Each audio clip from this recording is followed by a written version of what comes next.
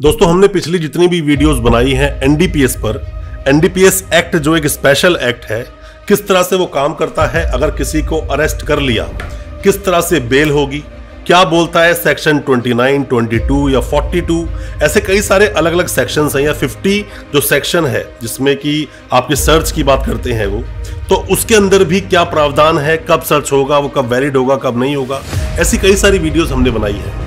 पर हमसे बहुत सारे हमारे सब्सक्राइबर्स ने, व्यूअर्स ने सवाल पूछा कि सर इजी शब्दों में बताओ कि एनडीपीएस का मतलब क्या है, और साथ में ही एनडीपीएस एक्ट के तहत जब किसी पर कोई भी सेक्शंस लगाए जाते हैं, किस तरह से अरेस्ट होता है कोई व्यक्ति, किस तरह से जेल में रखते हैं, बेल कब तक होती है, कब तक बेल नहीं होगी, किन अपराधों में बेल जल्दी होगी, किन अपराधों में बेल जल्दी से नहीं होगी, ऐसे कई सारे अलग अलग तरह के आपके सवाल हैं। कोशिश करेंगे इजी वे में आपको समझाने की एनडीपीएस जो एक्ट है, या फिर एनडीपीएस के केसेस में अगर अरेस्टिंग हुई है आपकी किसी भी जानकार की, आपकी या किसी भी परिजन की, तो किस तरह से समझेंगे कि एनडीपीएस एक्ट में बेल कब होगी और कैसे ये केस चलता है। ज्यादा कुछ जानने के लिए दोस्तों बने रहिए हमारे इस वीडियो के साथ।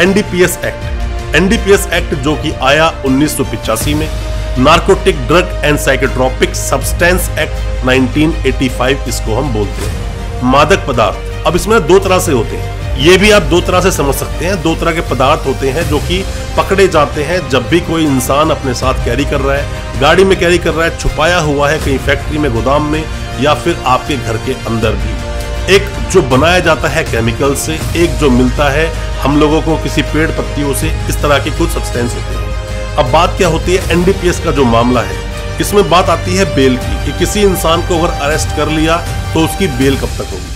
सबसे पहले आप समझिए इसमें तीन कैटेगरीज होती हैं। तीन कैटेगरीज को कुछ इस तरह से बांटा है एनडीपीएस एक्ट में। एक होता है स्मॉल क्वांटिटी, एक होता है इंटरमीडिएट क्वांटिटी, एक होता है कमर्शियल क्वांटिटी।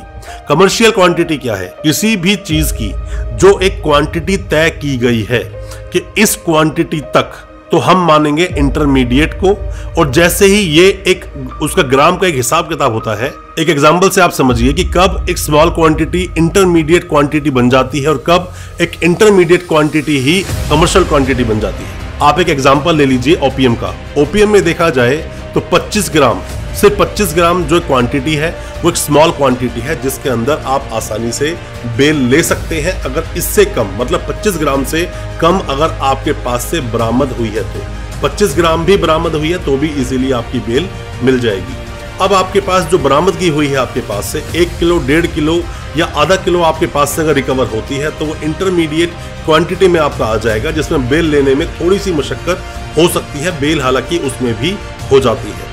अगर जैसे ही 2.5 किलो हो गया, 2.5 किलो तक पहुंच गया, 2.5 किलो से थोड़ा सा भी कम है तो इंटरमीडिएट में ही वो काउंट होगा। पर अगर 2.5 किलो पूरा हो गया तो समझ लीजिए वो कमर्शियल क्वांटिटी में आ जाता है ओपीएम, और जिसकी वजह से आपकी बेल आसानी से नहीं होगी। और कभी भी जब एक को पकड़ा गया तो अक्सर वो दूसरों के नाम लेता है, जिसकी वजह से ही 29 सेक्शन पिक्चर में आ जाता है। दोस्तों सेक्शन 50 ऑफ एनडीपीएस एक्ट किस तरह काम करता है वो हम कुछ जजमेंट्स के साथ में डिटेल में एक वीडियो लेकर आएंगे, तो उसमें आपको बताएंगे। पर जैसा मैंने आपको बताया, स्मॉल क्वांटिटी, इंटरमीडिएट क्वांटिटी और कमर्शियल क्वांटिटी हमेशा आपके लिए एक प्रॉब्लमेटिक रहेगी, क्योंकि इसमें बेल लेना आसान नहीं होता, आसानी से बेल होती नहीं है इसके अंदर। पर मैं आपको साथ ही एक चीज और भी आपको बता दूं कि अगर कोई भी आपका जानकार अगर पकड़ा गया है, या फिर वो एनडीपीएस के सेक्शंस में ही किसी को बुक किया गया है, जेल में डाल दिया गया है, तो आपको चार्जशीट का इंतजार तो करना ही चाहिए।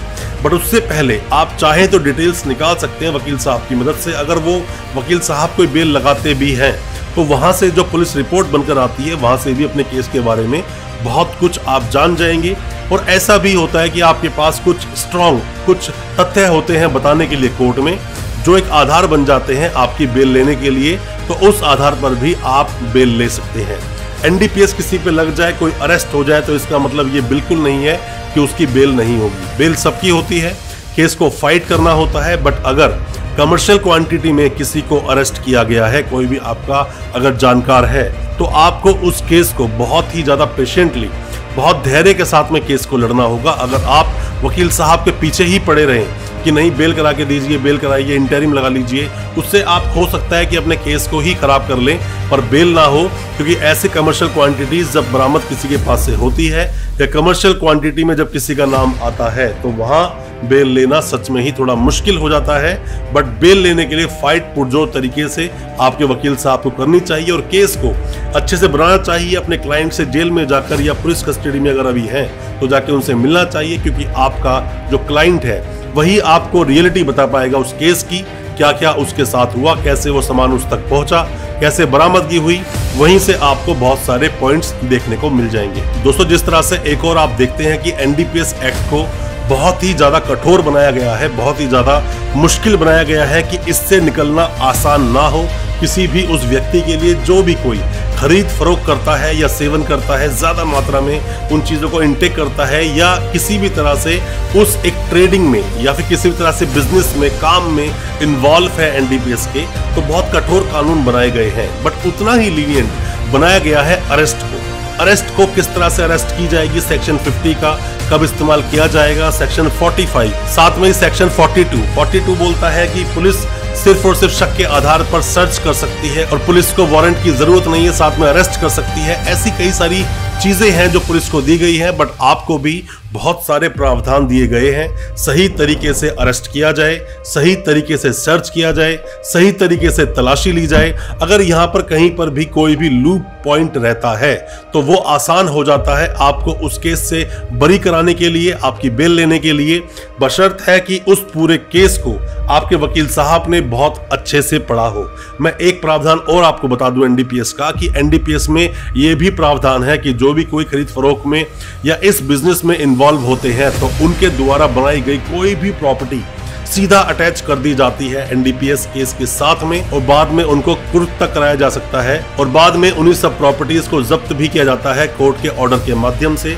कोई भी आपका जानकार अगर एनडीपीएस एक्ट में अगर फंस गया है, उसकी आप बेल कराना चाहते हैं, सबसे पहले क्वांटिटी पर आप ध्यान दें, कितनी क्वांटिटी बरामद हुई है। साथ में ये देखें कहीं वो फर्स्ट टाइम इसमें फंसा है इस केस में या पहले भी ऐसे केस में फंस चुका है, क्योंकि अगर पहली बार आप फंसे हो तो अलग प्रावधान है, दूसरी बार फंसे हो अलग प्रावधान है, और अगर आप तीसरी बार फंसे हो इस केस में तो अलग प्रावधान है। इन चीजों को भी देखना बहुत ज्यादा जरूरी हो जाता है। और एनडीपीएस जैसे केसेस में तो एक केस की हर लाइन को पढ़ना, बहुत ही ज्यादा ध्यान से पढ़ना बहुत ज्यादा जरूरी है। नहीं पता कि किस लाइन में कौन सा लूप पॉइंट छुपा हो और आप अपने क्लाइंट को बाहर निकाल पाएं। आप कोई भी नए वकील साहब हैं या अभी अभी आपने अपनी लॉ कंप्लीट की है या आप लॉ स्टूडेंट हैं, आपको मैं बता दूं कि एनडीपीएस जो एक्ट है ये एक स्पेशल एक्ट है, जो कि आप अगर सोचें कि आईपीसी आपने पूरा पढ़ा है उसके अनुसार ही केस चलेगा, तो ऐसा बिल्कुल नहीं है। एनडीपीएस एक अलग से एक एक्ट है जो एक्ट 1985 का है।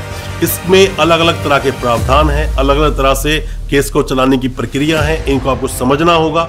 कोई भी किसी भी तरह की एडवाइस आप चाहते हैं, किसी भी तरह की सलाह चाहते हैं एनडीपीएस के किसी भी केस पर, आप कमेंट बॉक्स में अपने सवाल पूछें और अगला वीडियो किस टॉपिक पर चाहते हैं उसके लिए आप कमेंट जरूर करें, ताकि हम उस पर वीडियो लेकर आ पाएं और आपके जो भी डाउट्स हैं या समस्याएं हैं उनमें आपकी मदद कर सकें। दोस्तों, अच्छा लगा आज का वीडियो, हमारी वीडियो को ज्यादा से ज्यादा अपने दोस्तों, परिजन, परिवार में शेयर करें ताकि वो भी अपने आप को कानूनी जानकार बना सके। बहुत बहुत शुक्रिया, दोस्तों, धन्यवाद हमारे इस वीडियो के साथ बने रहने के लिए।